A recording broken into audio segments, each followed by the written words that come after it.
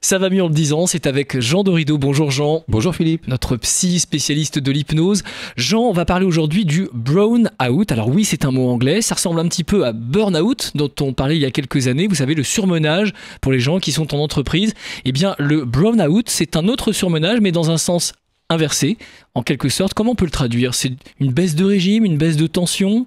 Oui, c'est exactement ça, Philippe. C'est véritablement une baisse de courant. Ce sont deux chercheurs, un Britannique et un Suédois, qui ont développé ce concept. C'est une nouvelle pathologie du travail qui apparaîtrait lorsque le collaborateur d'une entreprise ne trouve plus de sens à ce qu'il fait. C'est un moment à partir duquel le salarié a l'impression que tout ce qu'il fait est absolument inutile. Et il se dit, je ne serais pas là dans cette boîte, ça tournerait sans moi très bien, c'est ça? Alors c'est exactement ça, et même il arrive que le salarié finisse par se dire que s'il n'était pas là, ça irait même presque mieux.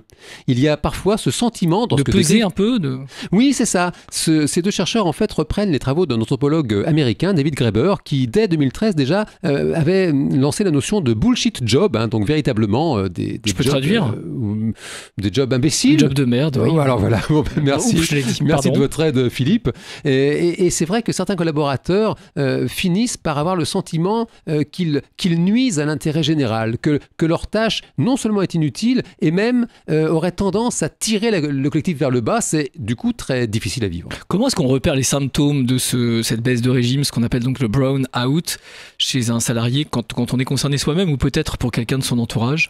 Alors disons que comme dans bien des cas de pathologie du travail, il y a des signes avant-coureurs qui doivent mettre la puce à l'oreille, les changements d'appétit dans un sens ou dans l'autre, l'apparition de troubles de sommeil, et puis également des changements en termes d'humeur, s'il est bien sûr légitime d'avoir du stress à la veille d'une réunion importante ou d'aller parfois au travail en traînant les pieds. Avoir un petit coup de stress, c'est normal, ça fait partie de la vie du travail aussi. C'est complètement normal. En revanche, s'il y a un sentiment généralisé d'anxiété, de stress ou même de chagrin commence à s'installer, alors à ce moment-là, il est important de réagir et de consulter un professionnel de santé. Parfois, on peut passer la porte de l'entreprise en arrivant le matin et se dire « Oh là là, j'ai pas envie d'y aller » et sans raison, en fait, c'est ça? Exactement. C'est à partir du moment où ce genre de sentiment se généralise, à partir du moment où ça devient la norme, qu'alors il est important de réagir. Qu'est-ce qu'on peut faire quand ça arrive, quand on détecte ça?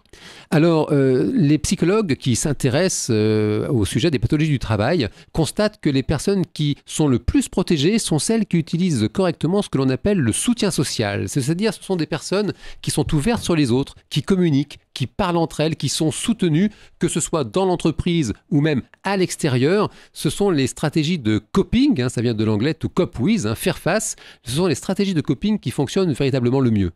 On peut aussi dire, COP, ça peut aller chercher ses copains tout simplement dans l'entreprise ou à l'extérieur de l'entreprise pour parler, pour évacuer, pour se faire du bien aussi. Oui, ça peut être un moyen mnémotechnique en effet. Une autre stratégie de coping consiste également à redonner soi-même du sens à son travail.